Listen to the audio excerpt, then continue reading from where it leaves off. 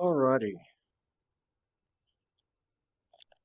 so I'm on a submarine.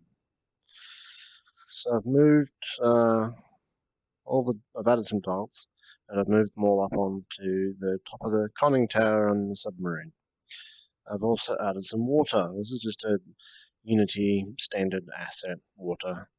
It's not great for VR. It can't decide what to show each eye, so it sort of settles on an unhappy medium. So it's really kind of painful to look at in VR. I'll have to sort that out. But I've got a bunch of different ballast tanks set up now. So the main ones are obviously main ballast. So that's the biggest one, obviously. And there's saddle ballast. We've got port and starboard. And over here we've got aft ballast and fore ballast, and you can equalize pressure between them. Those are the gauges, those gauges. And at the back here we've got our compressed air tank, which has 3 megapascals of air in it, and no water, fortunately. And then our steery, uppy, downsy things over here. So the basic process for a crash dive is open up your air vents, open up your water vents, fill up your ballast. This goes really fast because I got sick of waiting for it during testing. Close them off real quick, and you may notice that we are sinking. We can speed things up by putting our dive planes angled down a little bit and gunning it. They are pretty, I should have gauges here and here for the angle of the dive planes because it's quite important. What you can end up with is this unfortunate case where you're zooming along and your dive planes are out of kilter, and you dive, and then you dive, and then you're like, oh no, and you end up sort of gracefully tumbling through the water end over end, which is a super bad situation to be in for a submarine. So we're still sinking. Now this bit really unnerves me, which makes me really excited for the if I ever get around to adding crew compartment flooding. Because like I'm standing in my computer room, I know that I'm perfectly safe, but I still feel a little bit of apprehension in my gut as I see the water level rise up around my feet. It's pretty powerful.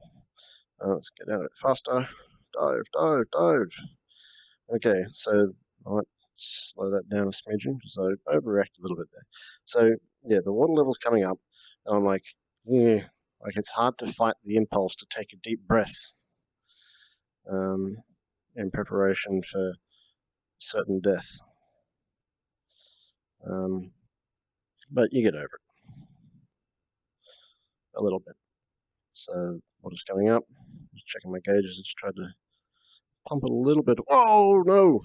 Pumped all the water out of my saddle tanks. I didn't want that.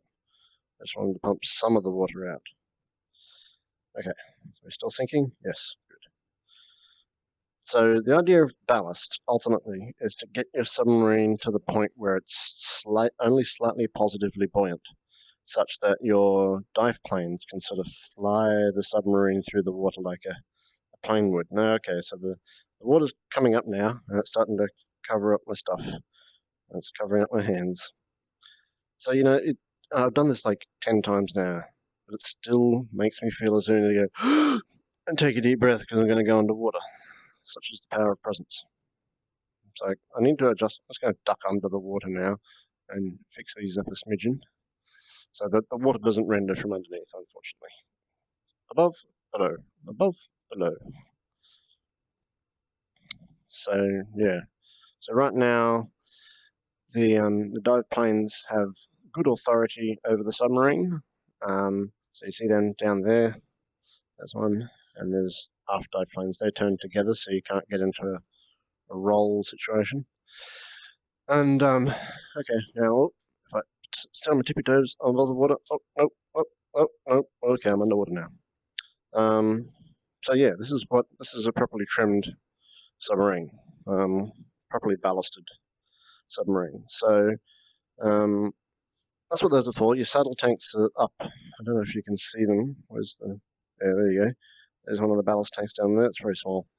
And then there's one over there. So they sit up out of the water when you're on the surface, and they give you a little bit more stability. Now your aft and your fore ballast, they are for balancing your submarine that ways. So for example, if you launch some torpedoes from the front, then you're a bit lighter on the front, so you're tending to go like that. So you pump some water from your aft to your fore to make your nose a little bit heavier, your tail a little bit more buoyant to counteract the extra buoyancy you've got in your nose. So, okay, that's enough. Let's go back up. Diving plane's full up, and let's blow all the air out of my ballast tanks. Choof, there they go. And blow this one out. Vents open slightly. Oof, there they go. Again, I'm losing all my compressed air. Empty out way too quickly. Oh no, I've got a bit of a tilt going on here. I haven't worked out why it does that. Oh, there's the water again. Up we go. Oh, my pressure's slowly going down, which means my compressed air is leaking. This fan isn't properly shut. There we go, now it's properly shut. So we're coming back up out of the water now. I think I might have something slightly misaligned with their diving planes, because yeah, sometimes, whoops, that's backwards. Sometimes I get this bit of tilt happening, and it's really nauseating when your submarine is going along and then it starts to tilt like that, because your horizon doesn't line up with reality. But yeah, that's where I'm at now. Loads of gauges. And this is like, I've simplified this a lot. I went and looked at some accounts of how ballast worked on U-boats, and there were like 18 different ballast tanks. And I'm not going that far, not by a long shot. Here comes the end of the world. So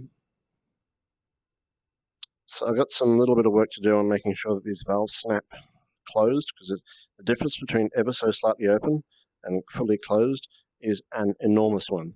It's the difference between pissing away all your compressed air and sinking to the bottom of the ocean and never seeing your family again, and happy sailing. So yeah, coming along nicely. Moving all this crap inside the submarine is relatively low priority for me, because it makes it so much harder to test. Because obviously you're inside a submarine and you can't see out. So I'm going to be doing most of my testing sitting up on the deck. I am going to double the size of it, I think, maybe triple the size, so we're getting closer to realistic dimensions, just so I can tune the feel of it. I also need to, this water is all right, but it doesn't work well in VR. Okay, bye-bye.